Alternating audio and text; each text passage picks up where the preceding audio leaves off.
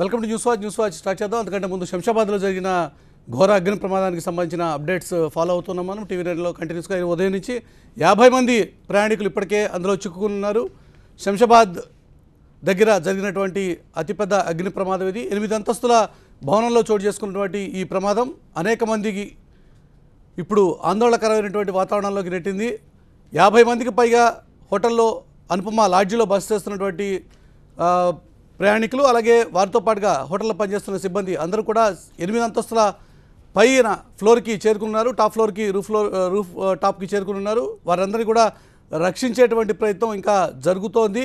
కింద ఫ్లోర్లో 1-2 ఫ్లోర్లో మంటలు దట్టంగా అలుముకోవడం, పూర్తిగా కాలి బూడిదవ్వడం, పైనుంచి కిందకి వచ్చేటువంటి అవకాశమే లేకపోవడంతో లాడ్జిలో బస్ చేస్తున్నటువంటి ప్రయాణికులందరూ కూడా పైన ఫ్లోర్కి చేరుకున్నారు. పై ఫ్లోర్ నుంచి కిందకు వచ్చేటువంటి అవకాశం లేనేలేదు.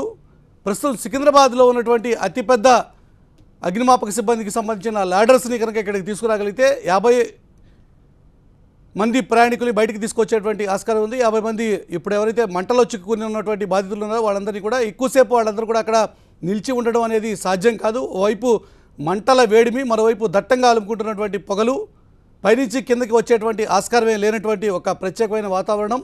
ఎక్కడ కూడా ఫైర్ ఎస్టింగ్విషర్లు ఉపయోగించినటువంటి దాఖలా లేవు. అలాగే ఫైర్ ఎగ్జిట్ అనేది ఎక్కడా లేనేలేదు. చాలా స్పష్టంగా అగ్నిమాపక సిబ్బంది ఇస్తున్నటువంటి ఆదేశాలు, ప్రతి బిల్డింగ్కి కూడా బిల్డింగ్ లోపల నుంచి కాకుండా బిల్డింగ్ బయట నుంచి ప్రత్యేకమైనటువంటి ఎగ్జిట్ అనేది ఉండాలి. అలాగే ఎలివేటర్స్ వాడేటువంటి అవకాశం లేని సందర్భంలో మెట్ల మార్గం గుండా కిందకు వచ్చేటువంటి ప్రయత్నం చేయాలని. కానీ మెట్లు, ఇక్కడ లిఫ్ట్ రెండు కూడా పక్కపక్కనే ఉండడం మూలంగా బయటకు వచ్చేటువంటి అవకాశం లేదు. కింద ఫ్లోర్లు పూర్తిగా మంటల బారిన పడ్డాయి. పైనుంచి కిందకి దిగి వచ్చేటువంటి అవకాశం లేదు. బిల్డింగ్ బయట నుంచి ఒక ప్రత్యేకమైనటువంటి ఫైర్ ఎగ్జిట్ కనుక ఉంటే వీరందరూ కూడా బయటకు వచ్చేటువంటి ఆస్కారం ఉండేది. కానీ అటువంటి అవకాశమే లేదు. ఎటువంటి ఫైర్ నిబంధనలు కూడా పాటించకుండా కట్టినటువంటి ఈ బిల్డింగ్ ఇది. శంషాబాద్ ఇంటర్నేషనల్ ఎయిర్పోర్ట్ నిర్మిస్తున్నటువంటి సందర్భంలో అక్కడ వచ్చినటువంటి రియల్ ఎస్టేట్ భూమి వల్ల పెద్ద ఎత్తున భూముల ధరలు పెరగడం, అక్కడ ట్రాన్సిట్ చేసేటువంటి ప్రయాణికుల సంఖ్య ఎక్కువగా ఉంటుంది అనేటువంటి ఉద్దేశంతో చిన్న స్థలాల్లో పొడుగు భవనాలు కట్టి 8 అంతస్తుల భవనాలు నిర్మించి అదే భవనంలో ఎటువంటి ఫైర్ ఎగ్జిట్ కూడా లేకుండా చేయడం వల్ల అల్టిమేట్గా ఇది అనేక మంది ఇప్పుడు తీవ్ర భయాందోళనలకి, వారి ప్రాణాల మీదకి తెచ్చేటువంటి పరిస్థితి దాపురించింది. చిన్న లాడ్జి కానీ ఎక్కువ మంది ట్రాన్సిట్ ప్యాసింజర్లందరూ కూడా చిన్న వ్యాపారాలు, చిన్న ఉద్యోగాలు, రకరకాల పనుల మీద హైదరాబాద్కి చేరుకున్న వాళ్ళందరూ కూడా అక్కడ ఆగేటువంటి అవకాశం ఉంది. ఆ శంషాబాద్ ఎయిర్పోర్ట్ దగ్గరలో ఉన్నటువంటి ఈ లాడ్జిలో వారందరూ కూడా రాత్రి ప్రశాంతంగా పడుకున్నారు. తెల్లవారుజామున లేచి తమ కార్యకలాపాలకి హాజరు కావాల్సి ఉంది. కానీ ఈ లోపలే కింద ఫ్లోర్లో చోటు చేసుకున్నటువంటి మంటలు వారి ప్రాణాల మీదకి తీసుకొచ్చాయి. ఇప్పుడు వారందరూ కూడా ఏ రకంగా బయటపడతారు అన్నదే ఇప్పుడు స్థానికులు పడుతున్నటువంటి ఆందోళన. ఇంకా ఫైర్ సిబ్బంది అక్కడికి చేరుకున్నారు, మంటలు ఆర్పేటువంటి ప్రయత్నం చేస్తున్నారు తప్ప ఎక్కడ వారిని రక్షించేటువంటి కార్యక్రమాలు లేవు. ప్రస్తుతం శంషాబాద్ దగ్గరలో ఉన్నటువంటి అగ్నిమాపక సిబ్బందికి సంబంధించిన ల్యాడర్స్ కెపాసిటీ కూడా సరిపోదు. 8 అంతస్తుల భవనాల్లో పై అంతస్తులో ఉన్నటువంటి బాధితులందరినీ కూడా బయటికి తీసుకురావాలి అంటే దాదాపుగా 200-300 అడుగులు పైన ఎత్తుకు వెళ్ళి అక్కడి నుంచి ప్యాసింజర్లు, అక్కడ ఉన్నటువంటి ప్రయాణికుల్ని, బాధితుల్ని బయటికి తీసుకురావాలి. కానీ వారు వచ్చేటువంటి అవకాశం లేనేలేదు. వారందరూ కూడా మంటలో చిక్కుపోయారు, ఆతనాదాలు చేస్తున్నారు, ఆహాకారాలు చేస్తున్నారు. పైనుంచి దూకితే ఖచ్చితంగా ప్రాణాలు కోల్పోయేటువంటి పరిస్థితి. కానీ మంటల్లోనూ పొగలోనూ ఎక్కువసేపు ఉండలేనటువంటి వాతావరణం. అటువంటి ఒక సంకటమైనటువంటి స్థితిలో ఇప్పుడు అక్కడ బాధితులందరూ కూడా చిక్కుకుపోయారు. ఏ రకంగానూ బయటపడేటువంటి ఆస్కారమే లేనటువంటి సందర్భంలో శంషాబాద్లో చోటు చేసుకున్న ఈ ఘోర అగ్ని ప్రమాదం. గతంలో కూడా చూసాం హాస్పిటల్స్లో జరిగినటువంటి దుర్ఘటన. కానీ ఫైర్ ఎగ్జిట్లు ఉండడం మూలంగా లోపల నుంచి కాకుండా బయట నుంచే ప్రయాణికులు నిచ్చెళ్ల ద్వారా బయటకు వచ్చేటువంటి ఆస్కారం ఉంది. కానీ అటువంటి పరిస్థితి, అటువంటి వాతావరణం లేనటువంటి సందర్భంలో మంటల్లో చిక్కుకొని బయటకు వచ్చేటువంటి ఆస్కారం లేదు. మంటల్లో పూర్తిగా ఎలివేటర్స్ కానీ మెట్లు కానీ పూర్తిగా మంటల్లో ఉన్నాయి. కాబట్టి పైనుంచి కిందకి మెట్ల మార్గం కానీ లిఫ్ట్ మార్గం కానీ వచ్చేటువంటి ఆస్కారం లేనేలేదు. పైన ఉన్నటువంటి సిబ్బంది పైనుంచి దూకి కింద పడి చావాలి, లేదంటే కనుక అగ్నిమాపక సిబ్బంది వారిని ప్రత్యేకించి సురక్షితంగా బయటికి తీసుకురావాలి. అటువంటి ఒక సంకటమైనటువంటి స్థితిలో పడిపోయినటువంటి వాతావరణం. లేటెస్ట్ అప్డేట్స్ అక్కడి నుంచి మా ప్రతినిధి రోహిత్ అందించడానికి సిద్ధంగా ఉన్నారు. రోహిత్, ఏంటి తాజా పరిస్థితి? ప్రయాణికులను రక్షించేటువంటి కార్యక్రమం, అక్కడ బాధితులను బయటికి తీసుకొచ్చేటువంటి ప్రయత్నం జరుగుతోందా? మంటలు ఏమైనా అదుపులోకి వచ్చాయా? మురళీకృష్ణ, శంషాబాద్ లో ఒక భారీ అగ్ని ప్రమాదం చోటు చేసుకుంది. 8 అంతస్తుల బిల్డింగ్ లో ఈఎస్ఐ డిస్పెన్సరీ కూడా ఉంది. అయితే మంటలు మాత్రం ఇక్కడ షార్ట్ సర్క్యూట్ కారణంగానే వచ్చినట్టుగా అగ్నిమాపక సిబ్బంది చెప్తున్నారు. ఇప్పుడే ఈఎస్ఐ డిస్పెన్సరీలో ఉండే వాచ్మెన్ కూడా మాట్లాడాడు. తను మాట్లాడుతున్న దాన్ని బట్టి కూడా తను మంటలు వ్యాపించే సమయంలో ఆ మంటలు చూశాడు. ఒక్కసారిగా ఆ మంటలు చూసి భయం వేసి పరిగెత్తుకుని వచ్చేసాడు. వెనక వైపు నుంచి మంటలు వచ్చాయని చెప్తున్నారు. అయితే కిచెన్ నుంచి వచ్చాయా లేకపోతే షార్ట్ సర్క్యూట్ వల్ల ప్రమాదం జరిగిందా అన్నది ఇంకా పూర్తిగా తేలాల్సింది. ప్రస్తుతానికి అయితే మాత్రం షార్ట్ సర్క్యూట్ వల్లే మంటలు వ్యాపించాయని అగ్నిమాపక సిబ్బంది చెప్తున్నారు. ఒక్కసారిగా 8 అంతస్తుల్లో గ్రౌండ్ ఫ్లోర్ లో ఈఎస్ఐ డిస్పెన్సరీ ఉంటుంది. మిగతా ఫ్లోర్ లో కూడా అనుపమ రెసిడెన్సీ ఉంటుంది. లాడ్జ్ కి నడుపుతున్నారు ఈ రూమ్ లో ఉన్న వాళ్ళంతా కూడా ఒక్కసారిగా భయభ్రాంతులు గురై, ఎందుకంటే ground floor and first floor ఈ 2 ఫ్లోర్లను మంటలు వ్యాపించడంతో వాళ్ళు కిందకి దిగే అవకాశం లేదు. సో వీళ్ళంతా పైకే పరుగున పైకి వెళ్ళిపోయారు. పై ఫ్లోర్ లోకి వెళ్ళిపోయి హాహాకారాలు చేస్తుంటే వాళ్ళందరినీ కిందకి తీసుకుని రావడం చాలా కష్టతరంగా మారింది. 3 ఫైర్ ఇంజిన్లు ఇక్కడికి చేరుకున్నారు. అండ్ పోలీస్ సిబ్బంది అగ్నిమాపక సిబ్బంది కూడా ఇక్కడికి చేరుకుని పూర్తిగా మంటల్లో తీసుకుని వచ్చి ఒక ల్యాడర్ ని పై ఫ్లోర్ కి వేసి అక్కడ నుంచి వాళ్ళని కిందకి తీసుకొచ్చే ప్రక్రియ ఒకవైపు, and ground floor first floor లో ఉన్న మంటలను అదుపులోకి తీసుకురావడం ఒకవైపు చాలా క్లిష్టతరమైన ఆపరేషన్ చేశారని అనుకోవాలి.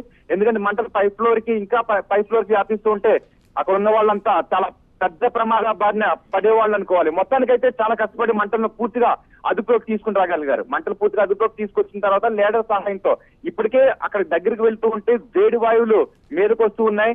అండ్ పైన ఉన్న వాళ్ళందరూ కూడా పొగ వ్యాపించడంతో వాళ్ళంతా కూడా ఉక్కిరిబిక్కిరి అయిపోయారు. మొత్తానికి చాలా చాకచక్యంగా వాళ్ళందరినీ కిందకి దించి మంటలను అయితే పూర్తిగా అదుపులోకి తీసుకుని రాగలిగారు. Muralikrishna. Right, thank you Rohit. ప్రస్తుతానికైతే మంటలు అదుపులోకి వచ్చాయి. తాజాగా అందుతున్నటువంటి సమాచారం ప్రకారం మంటలు అదుపులోకి వచ్చాయి. పైన ఉన్నటువంటి బాధితుల్ని కిందకి తీసుకొచ్చేటువంటి ప్రయత్నం చేస్తున్నారు. అయితే వారికి బ్రీతింగ్ సంబంధించినటువంటి సమస్యలు కొంత ఇబ్బందిగా మారేటువంటి సందర్భంలో ఇమీడియట్గా వారిని హాస్పిటల్స్ కూడా షిఫ్ట్ చేయాలి. ఎందుకంటే చుట్టుముట్టు ఒక్కసారిగా వచ్చినటువంటి పొగ మూలంగా శ్వాస సంబంధమైనటువంటి సమస్యలు వారికి ఎదురయ్యేటువంటి ఆస్కారం ఉంది. ఓవైపు భయం, మరోవైపు మంటలు, దాంతోపాటుగా చుట్టూ అలుముకున్నటువంటి పొగ, అల్టిమేట్గా ఊపిరి ఆడనటువంటి ఒక ప్రత్యేకమైనటువంటి సంకటమైన స్థితిలో పడిపోయినటువంటి బాధితుల్ని ఇప్పుడు రక్షించేటువంటి కార్యక్రమం కొనసాగుతూ ఉంది. ప్రస్తుతం district fire officer Raghunath Reddy గారు ప్రస్తుతం మనకి టెలిఫోన్ లైన్లో అందుబాటులో ఉన్నారు. హరినాథ్ రెడ్డి గారు పరిస్థితి ఏంటి? అదుపులోకి వచ్చాయి మంటలు? మీరు తీసుకున్నటువంటి చర్యలు, మీ ప్రయత్నాలు ఎంతవరకు ఫలించాయి? ఇప్పుడు ఇది ఫైర్ ఫైటింగ్ ఆపరేషన్స్ కంప్లీట్ అయిపోయాయి ఆల్రెడీ. ఓకే, ఎక్కడ క్యాజువాలిటీస్ కానీ ఇంజురీస్ కానీ లేవు. యాక్చువల్గా ఏంటంటే ఇది ఫస్ట్ ఫ్లోర్ లో ఫైర్ అయింది. దాంతో పైన ఉన్న సెకండ్, థర్డ్, ఫోర్త్ ఫ్లోర్ వాళ్ళందరూ కూడా ఆల్మోస్ట్ ఒక 30 మెంబర్స్ రూఫ్ మీదకి వెళ్ళేసి రూఫ్ మీద ఉన్నారు. వాళ్ళు బిల్డింగ్ నుంచి బయటికి రావడానికి భయపడి రూఫ్ మీద ఎక్కి ఉన్నారు. అది ఇంకా డేంజర్ అన్నమాట. సో మన fire fighting staff Rajendra Nagar నుంచి, తర్వాత చందులాల్ బారదార్ నుంచి వచ్చిన స్టాఫ్ ల్యాడర్ తోటి రూఫ్ మీదకి వెళ్ళి వాళ్ళందరినీ స్టేర్ కేస్ ద్వారా మళ్ళీ కిందకి తీసుకొని వచ్చారు. కంప్లీట్ ఎవాక్యుయేషన్ జరిగింది. దాంతోపాటు ఎయిర్పోర్ట్ నుంచి కూడా మనకి ఫైర్ ఫైటింగ్ వెహికల్ వచ్చింది. సో ఇప్పటికైతే అందరూ ఎవాక్యుయేషన్ అయిపోయింది, ప్లస్ ఫైర్ కూడా కంట్రోల్ అయిపోయింది ఆల్రెడీ. ఓకే, క్యాజువాలిటీస్ ఏమైనా ఉన్నాయండి? ఎవరైనా గాయపడ్డారా? హాస్పిటల్కి తరలించారా? ఎవరికి ఎటువంటి ప్రమాదం లేదు కదా? ఎలాంటి క్యాజువాలిటీస్, ఇంజరీస్ లేవు. రైట్, హరినాథ్ రెడ్డి గారికి మనం చూస్తే ఈ ప్రమాదం చాలా స్పష్టంగా మీరు గతంలో కూడా అనేక సందర్భాల్లో చెప్తూ వచ్చారు, ఫైర్ ఎగ్జిట్ అనేది ఖచ్చితంగా ఉండాల్సిన అవసరం ఉంది అని చెప్పి. ఈ బిల్డింగ్కి ఫస్ట్ ఫ్లోర్, సెకండ్ ఫ్లోర్ మంటల్లో పడితే థర్డ్ ఫ్లోర్ నుంచి కిందకు వచ్చేటువంటి మార్గమే లేనటువంటి వాతావరణం, ఎక్కడ ఫైర్ ఎగ్జిట్, సెపరేట్ ఎగ్జిట్ అనేది కనిపించినటువంటి పరిస్థితి ఉంది. మరి ఇటువంటి విషయాల్లో ఖచ్చితమైనటువంటి చర్యలు ఉండాల్సిన అవసరం లేదంటారా? ఇప్పుడు ఈ బిల్డింగ్ కి మీరు చూస్తే ఒక స్టేర్ కేస్ ఉంది. యాక్చువల్ గా ఈ స్టేర్ కేస్ ద్వారా ఎవాక్యువేట్ అయ్యి ఉండొచ్చు, కానీ ఇందులో ఉన్న ఇన్మేట్స్ ఏంటంటే బేసిక్ గా భయపడిపోయి బిల్డింగ్ ఎవాక్యువేట్ చేయకుండా రూఫ్ మీదకి వెళ్ళి ఉన్నారు. ఓకే, అదర్వైజ్ స్టేర్ కేస్ అయితే మామూలుగా అవైలబుల్ లోనే ఉంది. మన స్టాఫ్ వచ్చిన తర్వాతనే వాళ్ళకి కొంచెం మోటివేట్ చేసి బయటకు తీసుకొని వచ్చేసారు. రైట్ హరినాథ్ రెడ్డి గారు, థ్యాంక్ యూ. మొత్తంగా అగ్నిమాపక సిబ్బంది చేసినటువంటి ప్రయత్నాలు ఫలించాయి.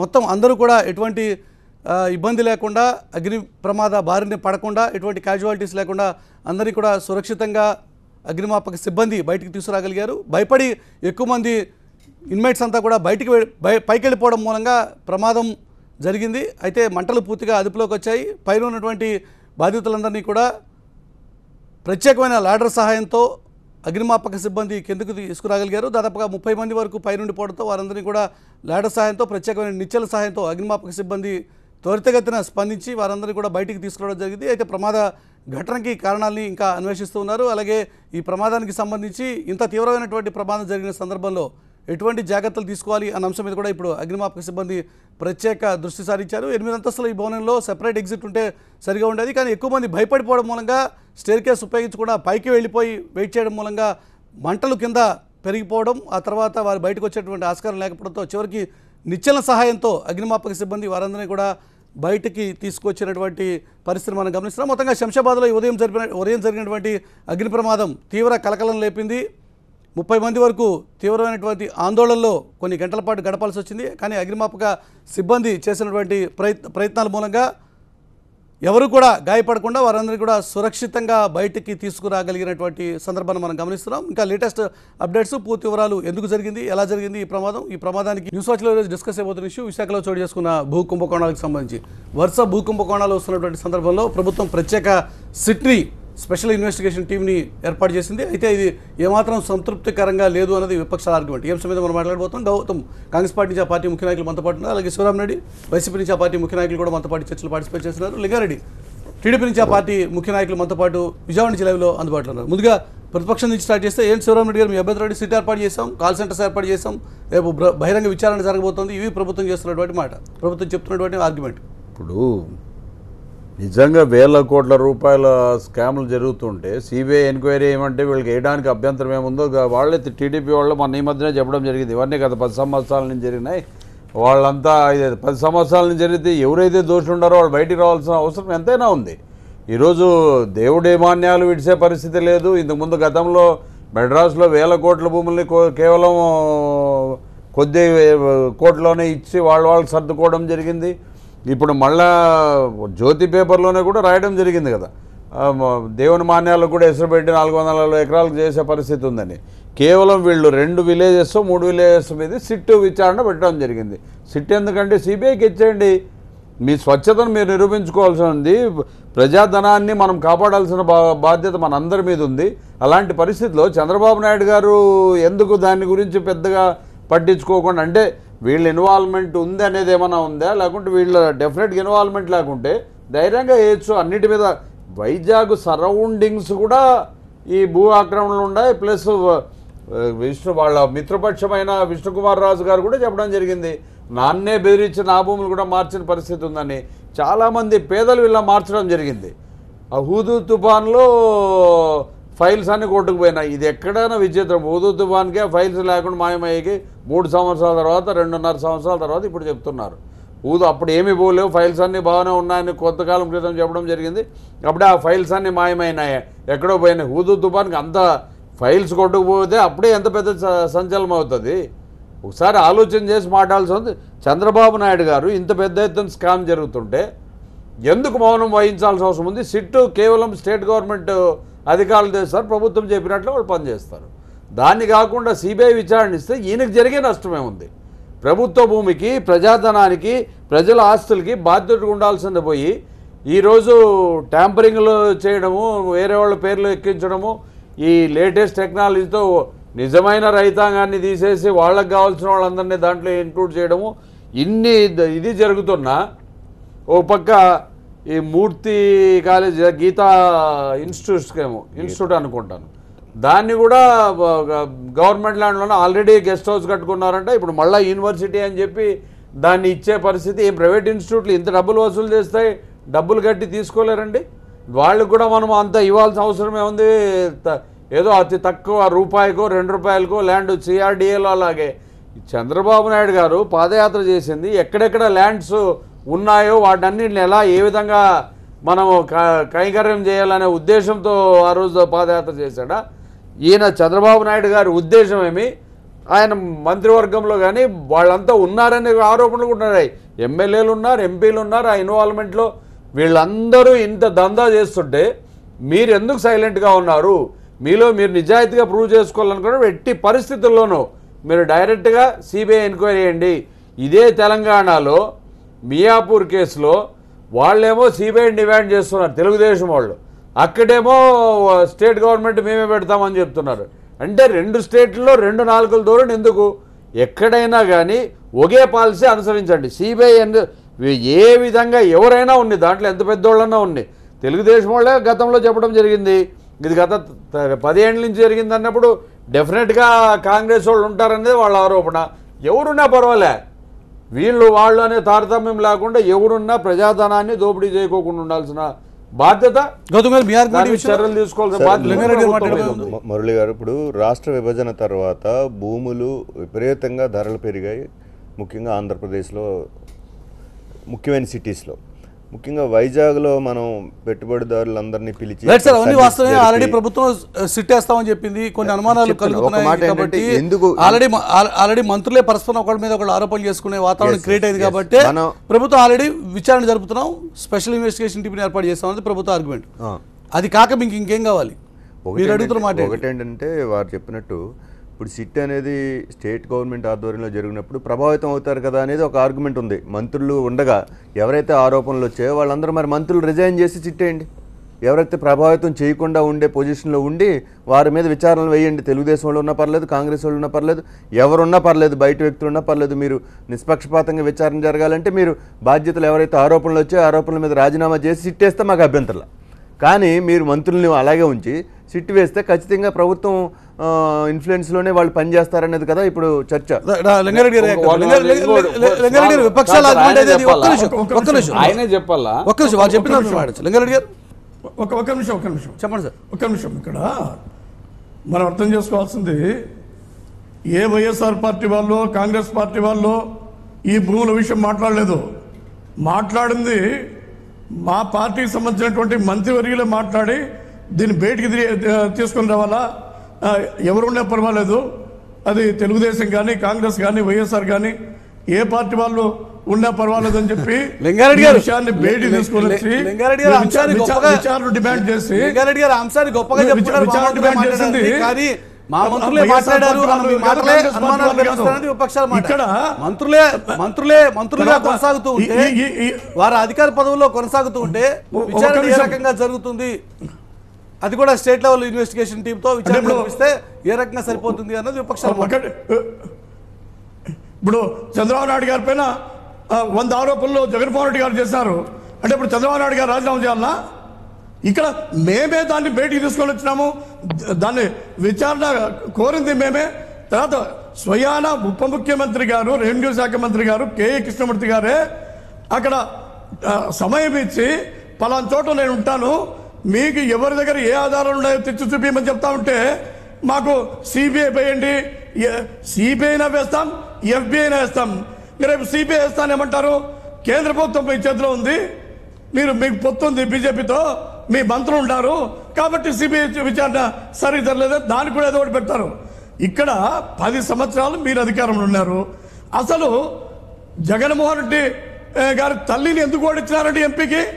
మీరు కుంభకోణాలు చేశారు కాబట్టి అప్పుడున్నటువంటి కాంగ్రెస్ పార్టీనే ఇప్పుడు వైఎస్ఆర్ పార్టీగా రూపాంతరం చెందింది కాబట్టి మీ కుంభకోణాలు, అక్రమాలు, దౌర్జన్యాలు, భూ కబ్జాలు, గనుల కబ్జాలు అవన్నీ భరించే స్థితిలో లేరు కాబట్టి ఈ రాష్ట్రంలో మొట్టమొదటిసారి వైఎస్ఆర్ పార్టీకి అక్కడ వైజాగ్లో లింగారెడ్డి గారు 3 సంవత్సరాలు అయింది మీరు వచ్చి.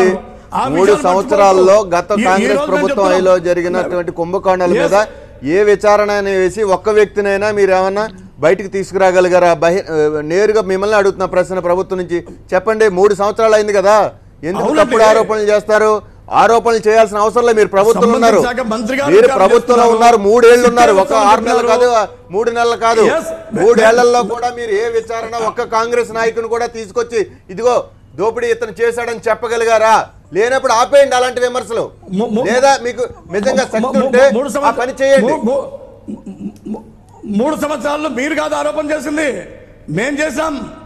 అయ్యా లింగారెడ్డి గారు సూటిగా అడిగా, మిమ్మల్ని సూటిగా అడిగింది నేను ఒకటే, మీరు ఆరోపణలు మాట్లాడుతున్నారు కదా. మా నాయకులే విచారణకు డిమాండ్ చేశారు. లింగారెడ్డి గారు మీరు పొరపాటు పడుతున్నారు. మీరు కాదు చెప్పింది అది. సాక్షి న్యూస్ టీవీ, సాక్షి టీవీ 10 days దాని మీద ఇది చేసిన రిపోర్ట్లు కథలు రెగ్యులర్ సీరియల్ గా వేస్తే దాని మీద మీ మంత్రి గారు స్పందించారు.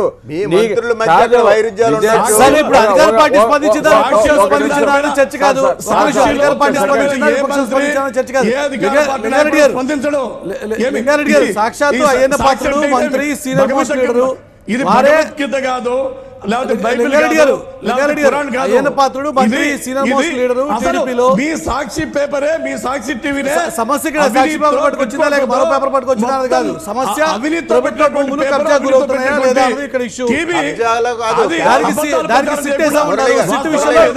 సిట్ విషయంలో విపక్షాలకు డౌట్ ఉంది. మీరేం చేస్తారు ఇప్పుడు? మురళి గారు సాక్షి పేపర్ అవినీతిలో రాలేదు, సాక్షి టీవీ అవినీతితో పెట్టలేదండి, అవన్నీ వైట్ మనీతోనే పెట్టిండేది. మీ నాయకుడికి మీకు మీ పార్టీ చెప్పండి, అవినీతి గురించి మాట్లాడే అంత ఇది మీకు లేదు. అవినీతి కంటే ముందు మీరు పుట్టిన తర్వాతే అవినీతి పుట్టింది. మీకు నిజాయితీ ఉంటే సిబిఐ ఎంక్వైరీ చేయండి. ఈ రోజు సిబిఐ పట్టిసీమ 600 కోట్లు 700 కోట్లు అయ్యేదానికి 1600 1800 కోట్లు చేసి 300 కోట్లు బోనస్ పెట్టి మీరు 40 కోట్ల టన్నుల దానికి 120 కోట్లు చేయడం జరిగింది. 6000 కోట్ల రూపాయలు అన్ని ప్రాజెక్టు 20,000 కోట్లు పెట్టడం జరిగింది. విశాఖ భూ కుంభకోణం గురించి వాళ్ళు చెప్పేది. విశాఖ భూ కుంభకోణం మీద ఆల్రెడీ సిట్ వేసాము.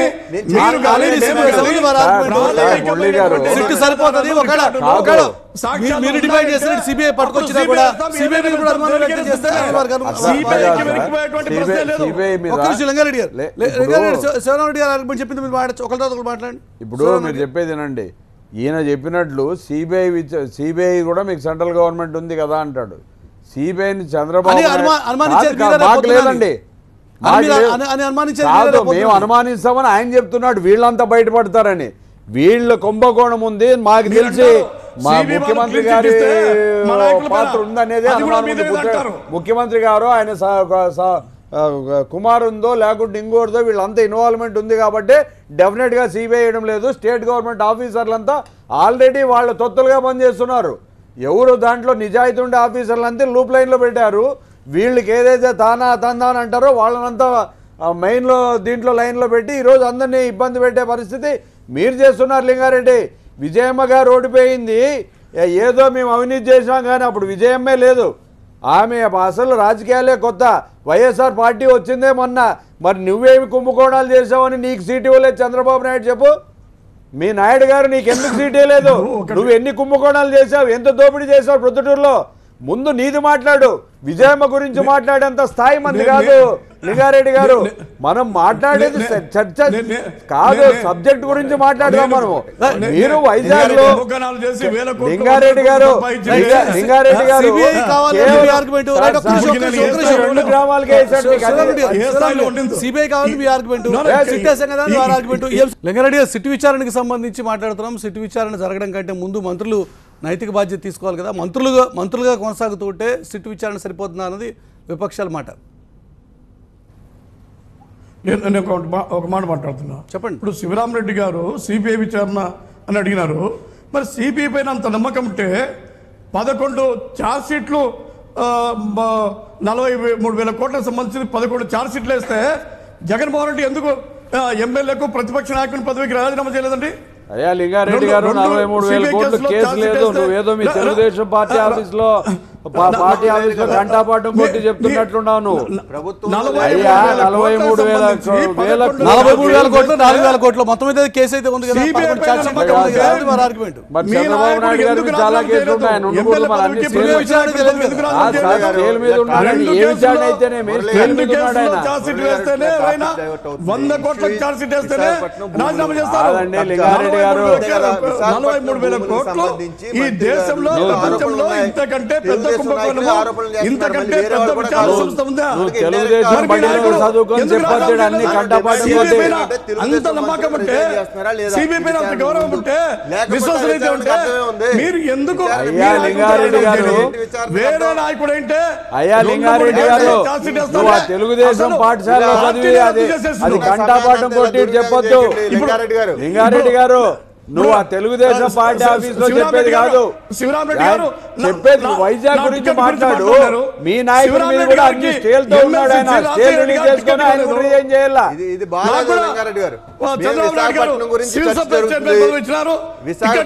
చర్చ జరుగుతుంటే చూసే వాళ్ళు కూడా విసుగు. మీరు ఒక విషయం స్పష్టంగా చెప్పండి. విశాఖపట్నంలో భూములు కబ్జా జరిగింది, అన్యాయం ప్రభుత్వ భూమిలో లేకపోతే దేవాదాయ భూమిలో లేకపోతే అసైన్డ్ ల్యాండ్సో లేకపోతే అటవీ భూమిలో కబ్జా చేశారు. మంత్రుల మీద ఆరోపణలు వస్తున్నాయి. మీ మంత్రులు రిజైన్ చేయించి విచారణ చేస్తారా? లేదా మీ చేతిలో ఉండి మీరు అధికారంలో ఉండి మీకు అనుకూలంగా వచ్చే విచారణ చేస్తారా? అది స్పష్టం చేయండి. ఎందుకు? అందుకనే మేము అడుగుతున్నది. నేను ఒకటి అడుగుతున్నా, కాంగ్రెస్ పార్టీ గానీ వైఎస్ఆర్ పార్టీ గానీ మళ్ళీ కాంగ్రెస్ పార్టీ ముఖ్యమంత్రి మీద లోకేష్ బాబు గారి మీద కాంగ్రెస్ పార్టీ భూములు లాక్కుని లోపల కేసులు పెట్టారు. అంటే మంత్రివర్గం కాంగ్రెస్ పార్టీ వాళ్ళు ఎవరైనా ఉంటే లోపల భూములు లాక్కోండి. మొత్తం మంత్రివర్గం పైన ఆరోపణ మాట్లాడతారు. గత 3 ఏళ్లుగా మీరు ఇలాంటి ఆరోపణలు చేయకండి. వాళ్ళ మీద విచారణ అవసరం లేదు. విపక్షాల మాట అంగీకరించడానికి పేపర్లలో టీవీలలో సాక్షిలో వచ్చే వార్తలు బట్టి రిజైన్ ఎవరు చేయరు. ఇప్పుడు మనం లింగారెడ్డి గారు మనం టీవీ మాట్లాడుతున్నాం. మీరు కూడా ఏదైనా పార్టీ ఆపాదించారు, మీరు రాజీనామా అడగండి. అయ్యా లింగారెడ్డి రాజీనామా చేయమని కాదు, లింగారెడ్డి గారు కొంచెం స్లోగా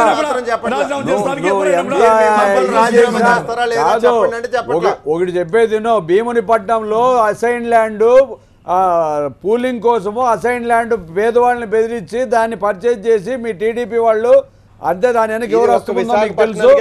దానికి ల్యాండ్ పూలింగ్ ఇచ్చిన ఘనత మీది.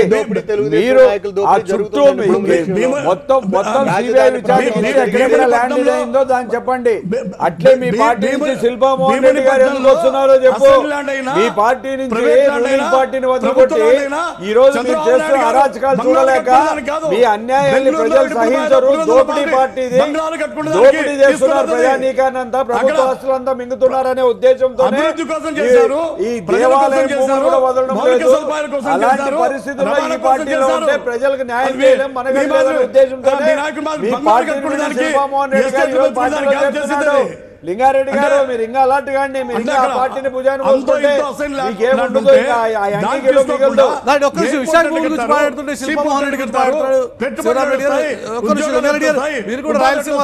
కడప జిల్లా పరిస్థితులు తెలుసు. ఒక్క నిమిషం లింగారెడ్డి గారి విషయం మీరేమంటారు శిల్పా చేరికి సంబంధించి? ఇప్పుడు అధికార పార్టీని వీడి వస్తున్నారు అంటే పరిస్థితి గమనించన్నది వారి ఆర్గ్యుమెంట్. ఇప్పుడు అధికార పార్టీ నుంచి ఒకరు అనబోతానే అధికార పార్టీకి వచ్చినటువంటి ప్రమాదం లేదు, ప్రభుత్వానికి వచ్చేటువంటి ప్రమాదం లేదు. ఒకరు అనబోతానే వైఎస్ఆర్ పార్టీ అధికారంలోకి వచ్చేది ఆ ప్రసక్తి లేదు.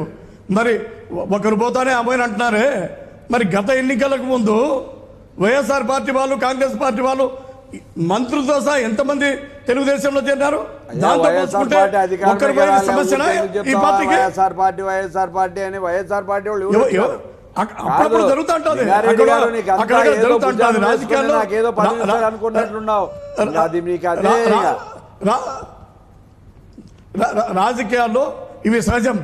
కానీ మా పార్టీ నుంచి వేరే పార్టీ చూసుకుంటే గతంలో కాంగ్రెస్ వైఎస్ఆర్ తో పోల్చుకున్నట్టు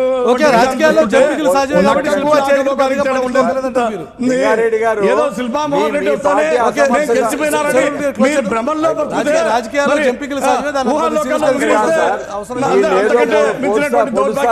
మా దాంట్లో ఉండే ఎమ్మెల్యేలు పోయి దాంట్లో భ్రమపడుతున్నారు. వాళ్ళు కూడా తెలుసుకున్నారు ఇప్పుడు ఇలాంటి భ్రమలు ఏమి లేవు అని. ఆ పార్టీ నుంచే మళ్ళీ వైఎస్ఆర్ పార్టీకి వలసలు మొదలైనాయి.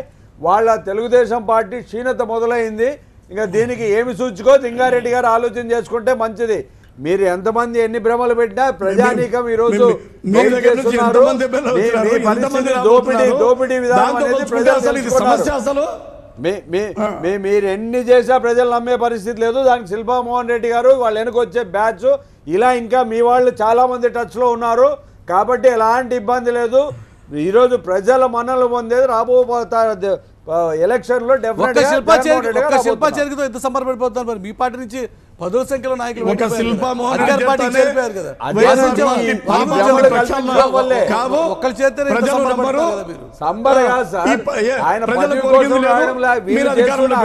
చూసి బయటకు వస్తున్నారు. ఈ పార్టీకి భవిష్యత్తు లేదని బయటకు వచ్చాడు లింగారెడ్డి గారి కోసం. లింగారెడ్డి గారు అదే శిల్పా మోహన్ రెడ్డి గారికి మేము టికెట్ ఇచ్చింటే బయటకు వచ్చేవాడా? అప్పుడు మీరు అకృత్యాలని మాట్లాడే వాళ్ళ? అయ్యా మా జగన్మోహన్ రెడ్డి గారు రైతులను మాఫీ చేసింటే మీరు అధికారంలోకి వచ్చేవారా? ఆ రైతు రుణమాఫీ అన్నందుకు నువ్వు అధికారంలోకి వచ్చినావు, బీజేపీని తిట్టినోడు సార్ ఇప్పుడు మళ్ళీ మూడేళ్ల చరిత్ర రాజకీయాలు జగన్మోహన్ రెడ్డి మేము కూడా ఆ రోజు ఉచిత కరెంట్ అంటే రాజశేఖర రెడ్డి గారు కాంగ్రెస్ పార్టీ అధికారంలోకి వచ్చింది కాదు. మ్యానిపులేషన్స్ అన్ని విఫలం చెందుతున్నాయి అంటే అందరు నాయకుల్ని కబ్జా చేసేసుకుని మ్యానిపులేట్ చేద్దాం అనుకునేది అది సీట్ల విషయం వచ్చేసరికి కుదరదు అనేది నంద్యాల ఒక శాంపుల్గా వచ్చింది. రేపు రాష్ట్రం అంతా ఇదే జరగబోతుంది. ఈ క్రైసిస్ కేవలం చంద్రబాబు నాయుడు గారికి కాదు, వైసీపీకి కూడా ఉంది. వైసీపీ ఆల్రెడీ ఇప్పుడు అక్కడ ఒక ఆయనకి నువ్వే ఎమ్మెల్యే క్యాండిడేట్, నువ్వు పని చేసుకొని చెప్పారు. వారిని కాదని ఇప్పుడు ఈయనకి టికెట్ ఇచ్చేస్తే ఆయన ఏం చేస్తారనేది చూడాలి మనం. కనుక కేవలం సీట్ల కోసమే నాయకులను తెచ్చుకునే రాజకీయ విధానం ఉంటే ఖచ్చితంగా ఇలాగే ఉంటాయి. ఎన్నికల ముందు ఒక రోజు ముందు కూడా మారే ప్రమాదాలు ఉన్నాయి. ఇప్పుడు మా లీడర్ అందరినీ సర్దే అలాంటి ఇబ్బందులు లేకుండా టికెట్ల కోసం వచ్చేటువంటి నాయకులు అయితే టికెట్ల కోసం వచ్చే నాయకులు అయితే ఇలాంటి ప్రమాదాలు ఉంటాయి, జాగ్రత్త అనేది గౌతమ్ గారు ఇస్తున్న సలహా. దాంట్లో వాళ్ళు మాజీ జర్నలిస్ట్ గా చెప్తారు. రాత్రి ఆయన ఇంటర్వ్యూ చూశాను నేను. నంద్యాల క్యాండిడేట్ గా ప్రకటించుకున్నాడు. నాకు చెప్పారు జగన్మోహన్ రెడ్డి గారు, నాకు నాది సీట్ అని చెప్పి ఆయన ప్రకటించారు నంద్యాల నుంచి. కనుక రేపు మీకు వచ్చే క్రైసిస్ ఇంకా ఇవాళ చర్యకి సంబంధించి ఎవరు ఎటువంటి కమిట్మెంట్స్ ఇస్తారో పరిణామాలు చూద్దాం. చర్చలో పాల్గొన్న ముగ్గురు నాయకులు ధన్యవాదాలు. ఇవాళ న్యూస్ వచ్చినప్పుడు న్యూస్ వచ్చినప్పుడు కలుసుకున్నాం. చూస్తూనే ఉండండి టీవీ9.